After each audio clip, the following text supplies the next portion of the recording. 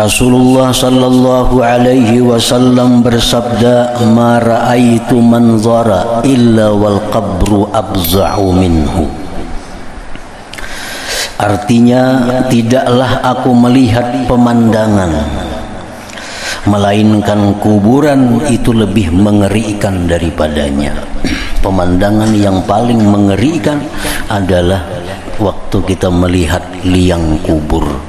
Nang semitir kali berapa itu pemandangan yang paling mengerikan, karena kita akan ditinggal di situ dalam keadaan yang sangat minim, pakaian seadanya, tidak ada bekal apa-apa, dan akan dikubur, akan ditinggalkan sendirian. Nah, itu pemandangan yang paling seram, pemandangan yang paling mengerikan. Umar bin Khattab radhiyallahu anhu berkata, kami keluar beserta Rasulullah sallallahu alaihi wasallam ke kuburan waktu beliau ke Mekah, lalu berjalan ke suatu pekuburan. Lalu beliau Rasulullah sallallahu alaihi wasallam duduk di samping suatu kuburan.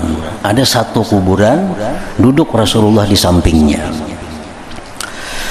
Dan saya adalah yang terdekat di antara kaum dengan beliau. Di antara rombongan itu, aku yang paling dekat dengan Rasulullah. Maka beliau menangis.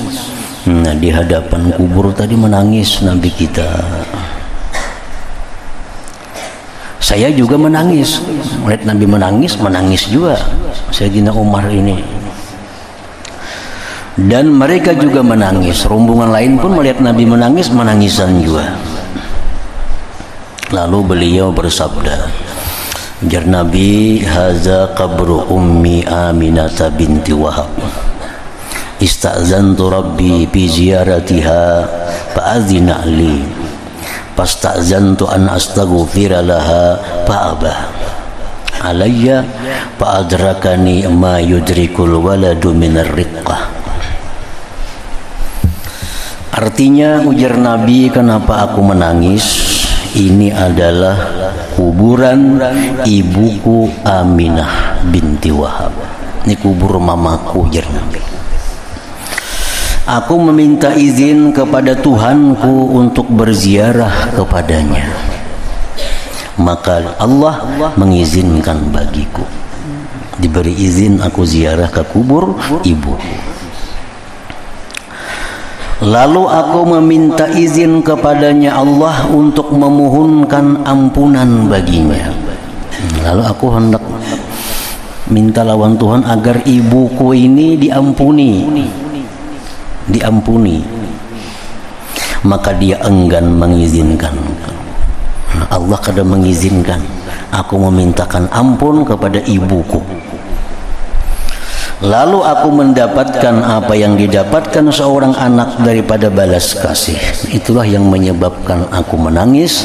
Kenapa? Karena kada diberi izin oleh Allah untuk memintakan ampun terhadap ibunda beliau itu. Nah, para ulama disebutkan di dalam kitab Syarah Muslim, kenapa Nabi kita kada diizinkan Allah memintakan ampun terhadap ibu beliau itu. Nah, di situ ada beberapa jawaban tentang orang tua Nabi ini.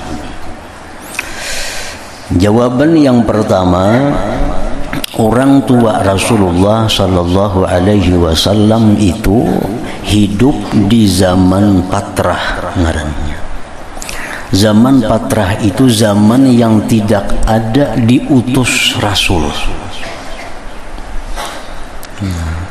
Zaman patrah, zaman yang tidak ada diutus Rasul.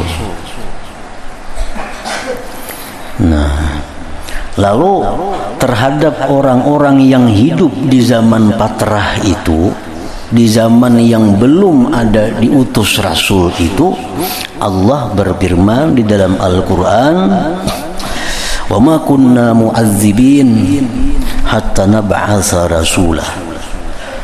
Dalam Al-Quran Allah berfirman, wa ma kunna mu'adzibin, dan kami tidak akan mengazab seseorang hatta nab'atsa rasula, sehingga kami utus dulu rasul.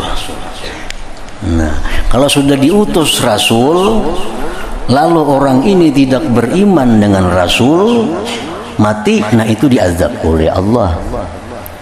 Nah, sedangkan orang tua Nabi kita ini hidup di zaman yang belum ada Rasul. Nah, oleh karena itu orang-orang yang hidup di masa itu, wafat di masa itu disebut ahlil fatrah. Nah, orang ini selamat. Orang ini tidak diazab. Wa ma kunna mu'adzibin hatta nab'atsa rasula. Nah, sedangkan istighfar itu ditujukan kepada ahli dakwah. Istighfar itu ditujukan kepada orang-orang yang sudah ada diutus Rasul. Nah, kita boleh memintakan ampun kepada orang-orang yang mereka sudah ada Rasul. Nah, sedangkan ibunda ayahanda Nabi ini itu hidup di zaman yang belum ada Rasul. Jadi tidak ada perintah untuk memintakan ampun kepada mereka, karena mereka sudah dijamin tidak akan diazab oleh Allah Subhanahu wa ta'ala. Nah, itu jawaban yang pertama. Nah, kemudian ada lagi yang mengatakan bahwa orang tua Rasul itu, ibunda ayahanda Rasulullah Sallallahu Alaihi Wasallam itu dihidupkan oleh Allah. Nah, dihidupkan oleh Allah. Setelah dihidupkan oleh Allah, lalu mereka mengucap 2 kalimat syahadat. Nah, mengucap 2 kalimat syahadat, habis itu mereka dikembalikan lagi wafat. Nah, ini termasuk karamat, mukjizat bagi Nabi kita sallallahu alaihi wasallam. Nah, jadi ini ibunda ayah dan Nabi ini orang yang sudah dihidupkan, mereka beriman kepada Nabi, beriman kepada Allah, habis itu dikembalikan wafat. Nah, ini cukup kuat dalil-dalilnya, dan banyak pendapat ini diikuti oleh para ulama-ulama. Bahkan ada hadis yang mengatakan demikian itu. Nah, kalau kita baca dalam ngarannya Maulid Azab, nah itu jelas. Wali walidayhi rabbu qad ahya kama qad ja'al haditsu qad ja'a hadza fil hadisi muaddada. Qad ja'a hadza fil hadisi wa ujida. Wali walidayhi rabbu qad ahya kama qad jaa hadzal hadis wa ujida. Kedua orang tua Nabi itu dihidupkan oleh Allah, sebagaimana telah datang berita ini dalam sebuah hadis yang kuat. Qad amana bihi haqqan fastaujaba kullan najati wa bil jinani takhallada. Nah, mereka itu beriman kedua-duanya, sebenar-benar beriman dengan Nabi. Nah, maka mereka pastilah selamat dan kekal di dalam surga. Fahuma yakinan najiyani wa may yaqul bi khilafina faqad dalla sabila wa ubaida. Wahuma yakinan najiyani, kedua orang tua Nabi itu yakin selamat. Wa may yaqul bi khilafina, siapa yang berbeda pendapat dengan kami, dallas sabila wa ubaida, dia akan menjalani jalan yang sesat dan jalan yang dijauhkan. Nah, jadi jelas bahwa orang tua Nabi itu adalah diselamatkan, tidak akan diazab oleh Allah Subhanahu wa ta'ala. Karena apa? Karena satu, mereka itu hidupnya di zaman tidak ada Rasul. Yang kedua, bahkan mereka dihidupkan dan beriman kepada Rasulullah Sallallahu Alaihi Wasallam.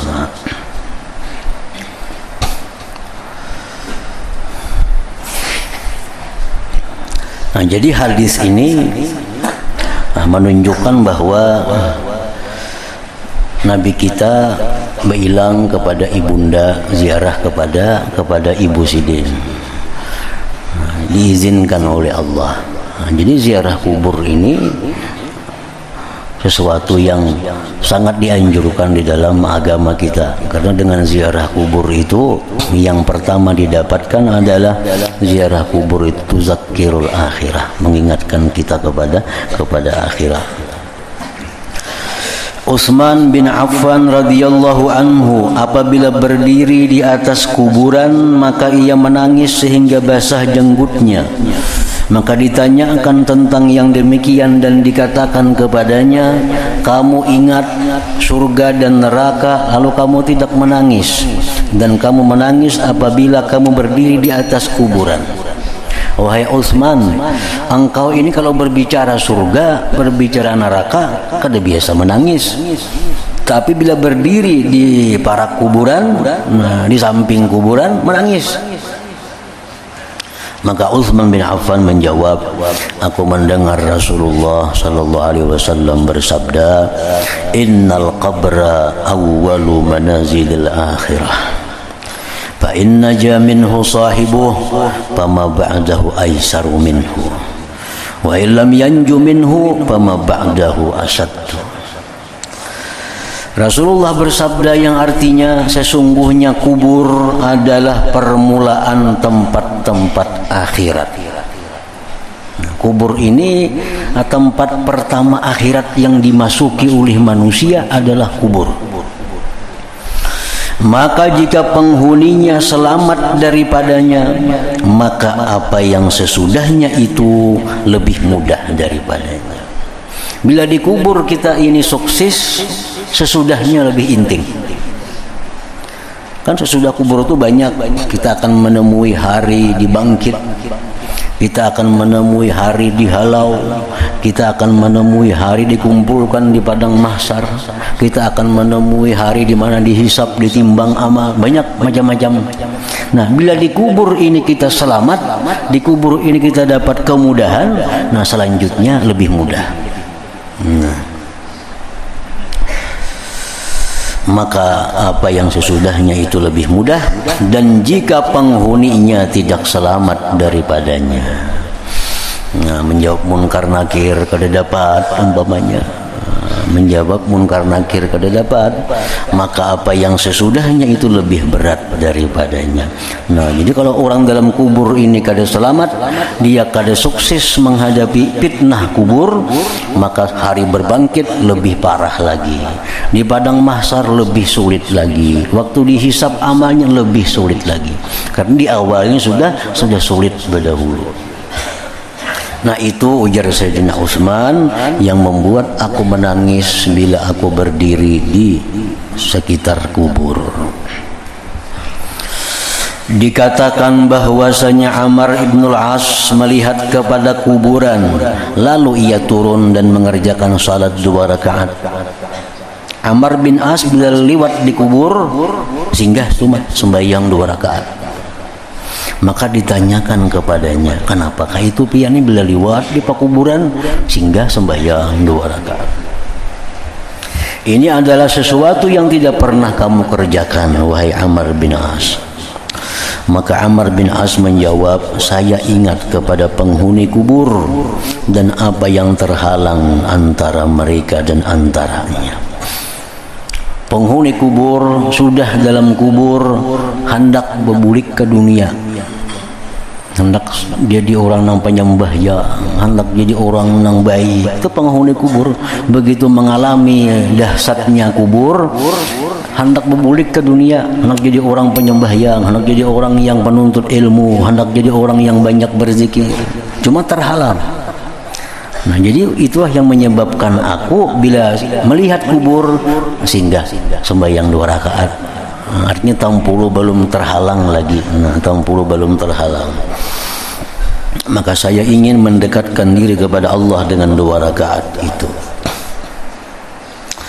Mujahid berkata, pertama yang berbicara dengan anak Adam adalah lubangnya kuburannya. Maka ia berkata, begitu kita masuk ke dalam kubur, sudah ditutup dengan tanah, belum datang lagi munkar nakir, kubur ini sudah berbicara. Saya jari kubur adalah rumah ulat, rumah ulat, rumah sendirian, rumah terasing, dan rumah kegelapan. Inilah yang saya sediakan untukmu. Inilah fasilitas yang ada di sini. Ulat banyak, gelap gulita, sempit. Maka apa yang kamu sediakan untukku? Ini persediaanku ini. Nah, di kampung apa ada persediaan?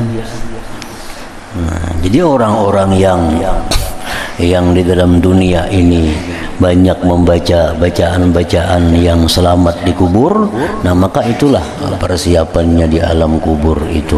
Antara lain di dalam hadis disebutkan bahwa surah-surah yang berfungsi bermanfaat untuk kenyamanan di kubur ini surah Al-Muluk, tabarakalladzi biyadihil mulku, itu tiap malam dibaca.